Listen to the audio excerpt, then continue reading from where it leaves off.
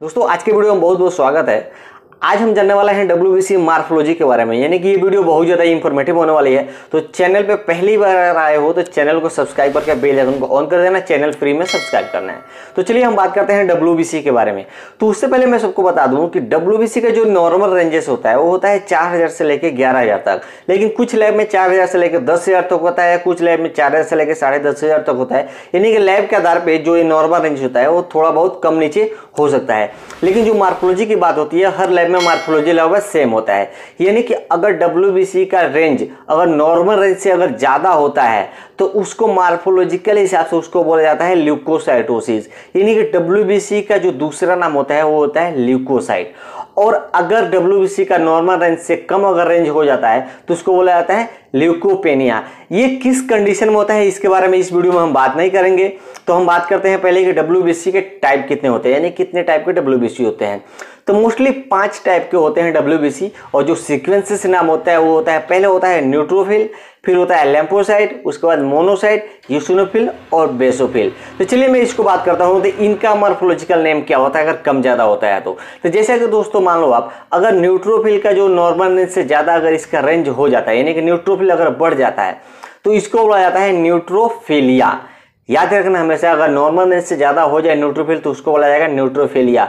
और बहुत ही कम कंडीशन में न्यूट्रोफिल का रेंज कम होता है, तो अगर न्यूट्रोफिल अगर कम होता है तो उसको आप न्यूट्रोपेनिया बोल सकते हो, लेकिन ये मॉर्फोलॉजी में नहीं दिया जाता है, बहुत रेयर होता है। उसके बाद हम बात करते हैं लैम्फोसाइट के बारे में। यानी कि दोस्तों अगर लैम्फोसाइट अपने नॉर्मल रेंज से अगर ज्यादा हो जाए तो उसको बोला जाता है लैम्फोसाइटोसिस। लेकिन कभी कभी कंडीशन ये होता है कि जो लैम्फोसाइट होता है अपने नॉर्मल रेंज से कम हो जाता है, तो इस स्थिति में ये होता है कि अगर न्यूट्रोफिल बढ़ता है तो लैम्फोसाइट कम होता है।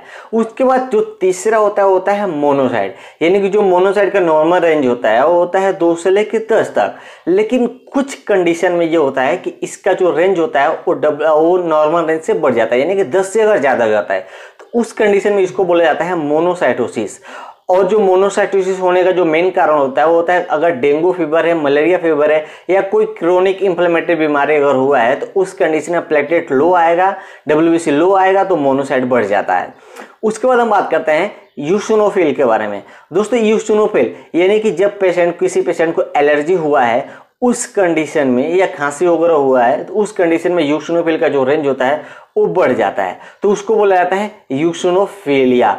उसके बाद अगर कुछ पेशेंट में ये देखने को आपको मिलेगा कि जो उसका रेंज होता है काफी टाइम तक अगर यूसिनोफिल अगर हाई रेंज में अगर बना रहे तो इसका मतलब ये हो सकता है कि आपके बॉडी में कोई ना कोई टिश्यू बार बार इन्फेक्ट हो रहा है, टिश्यू प्रॉब्लम हो रही है, टिश्यू ब्रेक हो रहा है। उस कंडीशन में जो यूसिनोफिल होता है वो हमेशा बढ़ा हुआ मिलता है। उसके बाद हम बात करते हैं बेसोफिल के बारे में। तो दोस्तों मैं आपको बता दूं कि बेसोफिल एशिया में बहुत कम लोगों में पाया जाता है, और वैसे भी जिसका नॉर्मल रेंजेस होता है वो होता है 0 से लेकर 2 तक। तो ये कभी भी बेसोफिल बढ़ता नहीं है, कुछ रेयर कंडीशन होता है उसमें बेसोफिल अगर बढ़ जाता है तो उस टाइम उसको बेसोफिलिया बोला जा सकता है। फिर हम बात करते हैं प्लेटलेट्स के बारे में। तो सबको पता होगा प्लेटलेट्स का जो नॉर्मल रेंज होता है वो 50,000 से लेकर 450 के बीच में होना चाहिए, लेकिन कुछ कंडीशन में इसके रेंजेस बढ़ जाता है। तो अगर प्लेटलेट अगर हाई आता है तो उसको बोला जाता है थ्रोम्बोसाइटोसिस। यानी कि प्लेटलेट का जो दूसरा नाम होता है वो होता है थ्रोम्बोसाइट, और अगर बढ़ जाए तो थ्रोम्बोसाइटोसिस उसको बोला जाता है। और अगर अपने नॉर्मल रेंज से अगर कम आता है तो उसको बोला जाता है थ्रोम्बोसाइटोपेनिया। थ्रोम्बोसाइटोपेनिया दोस्तों फीवर में, डेंगू में, मलेरिया में, या बहुत सारे कंडीशन ऐसे आते हैं, या कैंसर की बीमारी में भी जो उसका रेंज होता है वो कम हो जाता है और कभी कभी इसका बढ़ जाता है। तो बढ़ने के क्या कारण होते हैं इसके बारे में अलग से एक वीडियो में बना दूंगा।